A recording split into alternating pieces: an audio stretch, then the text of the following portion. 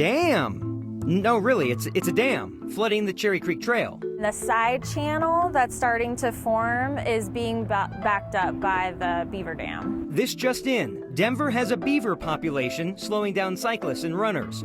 Also slowing down traffic, Denver Public Works. We're focusing on what's called our high injury network corridors. Denver has dropped the speed limit on multiple roads, while statewide, CDOT sometimes raises the speed limit, both in the name of safety. And a viewer comes to another viewer's rescue, or they're just showing off. Next. We can do better.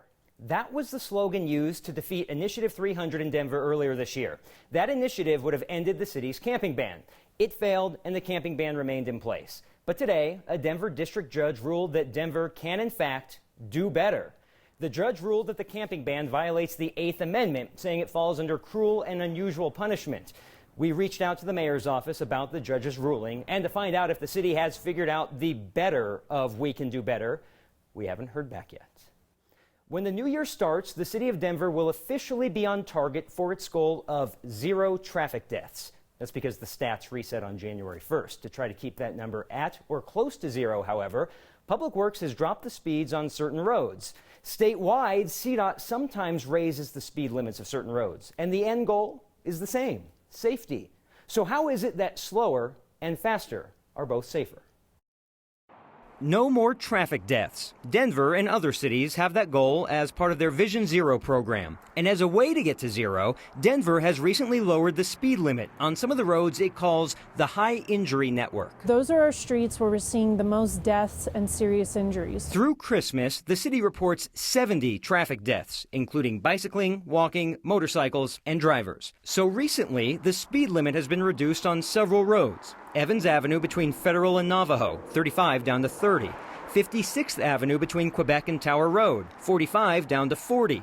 Peoria Street from 39th to 51st, 40 down to 35, and 35 down to 30 on Cherry Creek Drive South, Cherry Creek Drive North, and 1st Avenue and Steele Street, all around the Cherry Creek Mall. Denver Public Works is specifically focused on lowering speed limits to align with our Vision Zero goals to reduce deaths and serious injuries on our streets. CDOT, on the other hand, has increased speed limits for safety. Most motorists, about 85% of motorists, drive what they feel is comfortable for the roadway conditions. CDOT will raise a speed limit after road construction makes an area wider and safer to handle faster speeds, like 225 from Parker to I-70 and parts of Highway 36. But on Wadsworth from Chatfield to Bowles, it went from 45 to 55 in 2017 because too many drivers were going faster than 45. What we want to do is decrease the speed differentials. And so the goal is to have most people driving at the same rate of speed.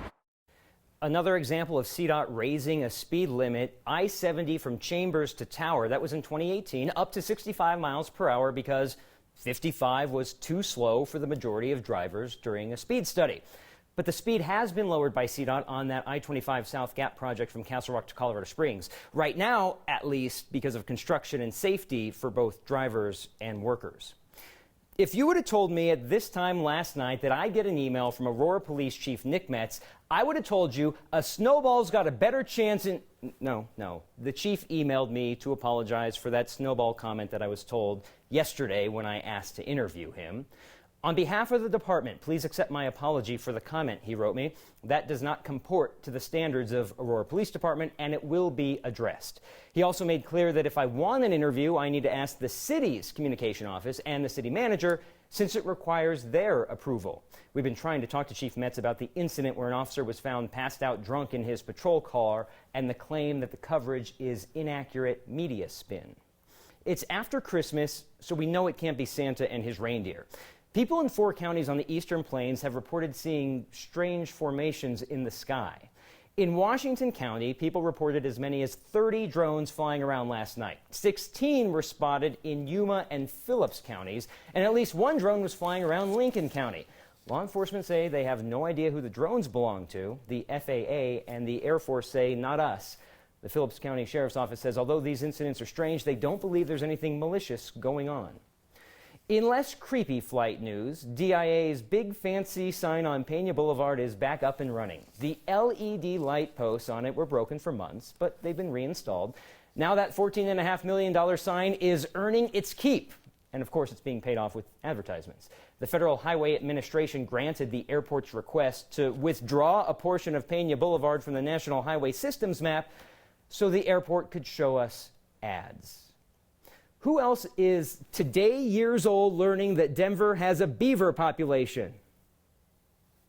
Damn, I'm the only one. Cyclists, runners, and users of the Cherry Creek Trail have known for a while because they have to detour off a portion of the trail over a dam problem. No, it's really a dam problem. We haven't had significant rain or snow all month, so why is the Cherry Creek Trail flooded and frozen under Monaco Parkway? You can see the top of the dam. It's a lot of broken up branches that the beaver have cut down or chewed down around the Cherry Creek. I could have sworn she said beaver. Surprisingly, we have beavers on almost every waterway in the city. On Twitter, Ryan caught what he thinks is one of the busy beavers, perhaps one of the ones the city battled last month when they modified a previous dam. But the evidence is clear-cut. They rebuilt, and it's backed up the creek onto the trail. There's something called a flow device where we put a tube through the dam so water will still flow, but the beavers don't hear the water and so they stop building it. And this is a good alternative from us removing the dam so that we don't impact the beavers. They build the dams so that they can build a lodge, their home. They'll breed in March and have baby beavers, called kits, sometime in April or May. Not an ideal timeline for a detour that isn't quite followed by people who want the quickest way back onto the trail. I'm in the process of hiring a contractor to get out there and help remediate the problem and make sure that we reduce the flooding. I'm hoping to see something complete within the next 2 weeks. I asked Denver Parks and Rec if they've named the beavers. Nope. You know where this is going. Keep it clean and send us your most family-friendly names next at 9news.com and the hashtag HeyNext. I said clean. All right, it's time to play our favorite game here on Next for tonight's What Do You Say? We're talking about that right there, a name of a park and well-known street that runs through Golden, Arvada, and Wheat Ridge. It's named after a family who was very involved in the city's development. Shirley, Laura, John, Jim, and Carol all wanted help pronouncing it. So we went straight to the source and asked a family member, what do you say? And we've always said it was Parfit like carpet. My grandfather was George William Parfit, Jr., and he was Jefferson County Commissioner in 1939. Upon his death, they were naming the streets coming west, and after Oak, then they decided to make the P a Parfit Street. The park was my grandfather's father. His name was George Washington Parfit, born in 1858, and he was pretty much of a pioneer in Golden. Of the many things that he had accomplished there, he was the first president of the Kiwanis Club. There you go. Parfait is for dessert. Parfait is for the street. What other names around Colorado are you curious about? Email us suggestions to next@9news.com. Get our attention with hashtag HeyNext, just like the beaver names. Colorado weather can sure do a hail of a lot of damage. Homes, cars, even a zoo. We're taking a look back at a decade full of record-breaking hail. I joined with the intent of staying a year. Didn't like the uniform at all. We're thankful this Army nurse didn't mind the fashion after all. Her story turned out to be one of our favorites of 2019.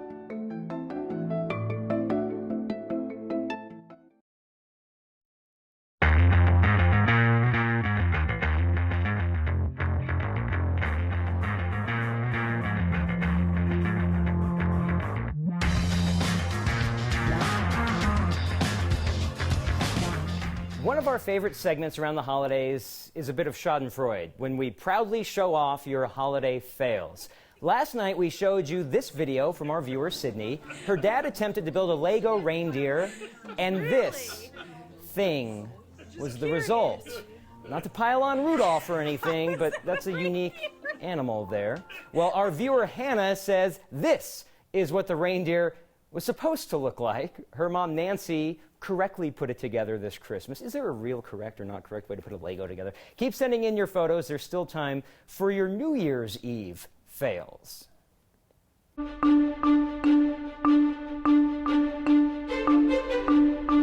winter weather is going to make a big comeback overnight. So this weekend, cold and snowy and pretty gusty too. Here is a timeline of the storm system that's rolling in.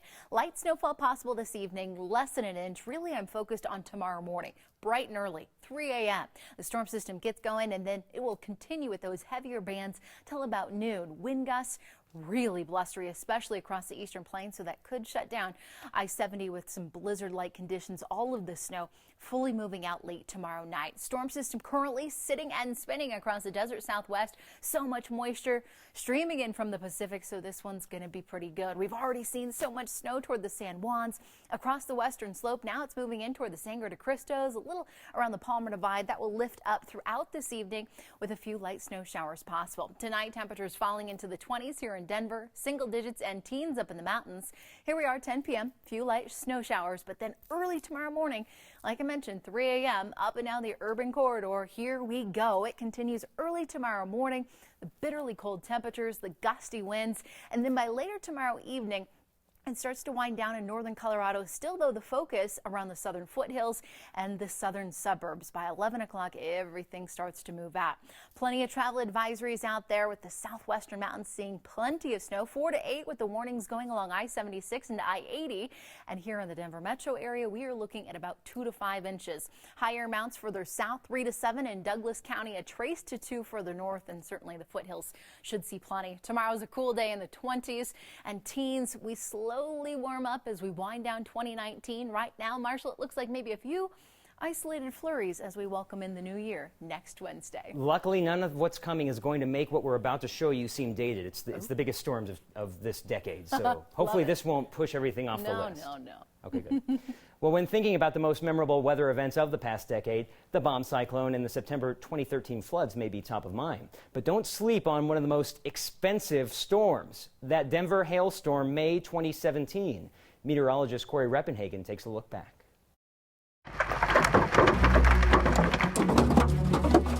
There's no place in the country that gets more severe hail events than the Front Range of Colorado. And in this decade, that is where a new record was set for the most expensive hailstorm in our state's history.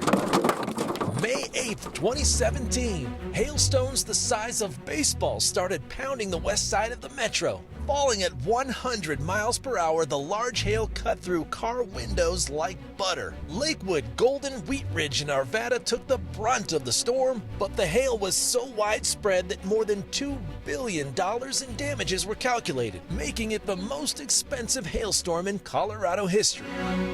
1 year earlier, on July 28, 2016, this hailstorm slammed Colorado Springs with softball-size hail. 2 birds were killed at the Cheyenne Mountain Zoo and 14 people were injured. Again, there was widespread damage with this storm. It is now Colorado's 5th most expensive hailstorm, with the storm from last June in Denver and a storm in 2012. 4 of the state's top 8 most expensive storms have hit during the past decade. Accumulating hail has become a bigger issue over the last 10 years. Massive piles of hail seen in clear swaths from the air as it piles up 2 to 3 feet high. The National Weather Service calls it plowable hail, and they're now asking citizens to report not just hail size, but hail depth, so that studies can be done on this rising hail issue.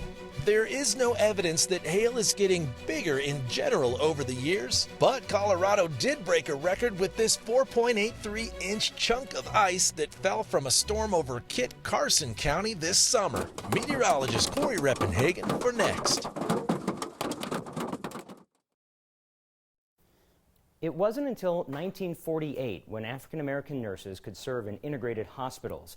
One of those retired U.S. Army nurses lives right here in Colorado and talked to us earlier this year about her experience. She's one of our favorite people we've met here on Next. Here's a look back from photojournalist Manny Sotelo and Byron Reed. That's been my life. 91-year-old Martha Baker doesn't mind talking to her neighbors about the details of her journey in life. I couldn't afford to have a container of milk and 2 graham crackers because my mother couldn't give me the 3 cents. Baker grew up in New Jersey, and eventually she saved up enough money to go to nursing school. After graduation, Baker started working at a hospital for low pay until a couple of coworkers gave her an idea. And they told me they were going to New York to sign up for the military, Air Force or Navy. They were choosing these two services because of the uniform. It was very attractive. But Baker ended up enlisting in the U.S. Army instead. And I joined with the intent of staying a year. Didn't like the uniform at all. She started her active duty in 1951. She served as an operating room nurse in the U.S., Korea, Okinawa, and Vietnam. But along the way, Baker experienced discrimination in the uniform she grew to love. I went into Maryland and I walked in my second lieutenant uniform, so proud of my bars. And the storekeeper would say, "You can't come in." Baker persevered and served her country for 20 years, retiring in Denver as a lieutenant colonel. And I came in March of '71, the end of my 20 years. Yes! Stories of the past Baker now shares with her friends about a uniform that changed her life. I feel proud to wear it, to wear the ribbons, to wear the medals, and think of when, where, and how I won them. For Next, with photojournalist Manny Sotelo. Thank you. I'm Byron Reed. It's the final Friday of good news for 2019. That and your most G-rated beaver names. Next.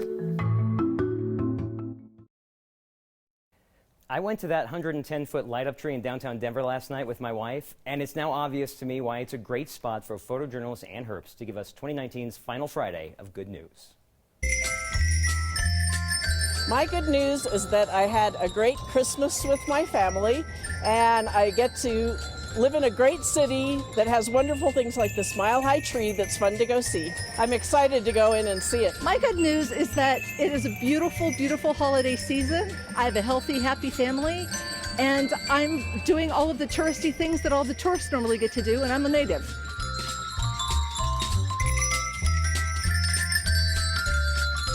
My good news is my daughter just finished her third semester of college. We got her GPA and she did fantastically well last year. Just visiting friends and spending time with people that we love and just having really good, cozy evenings in and doing nothing. That I'm having fun with my dad right now. Yeah, good news is spending time with loved ones this year. We got to hang out Christmas Eve at our son's house, spent the night and hung out with family. It was great. Well, happy I'm spending time with my daughter. We came out to check out the tree lights. We're looking at the tree right behind us. It looks like a lot of colors and it's very colorful and bright. This is an amazing looking tree. I've been walking by it coming home from work and I told her that one day we're gonna go check it out before they take it down, and tonight was the night.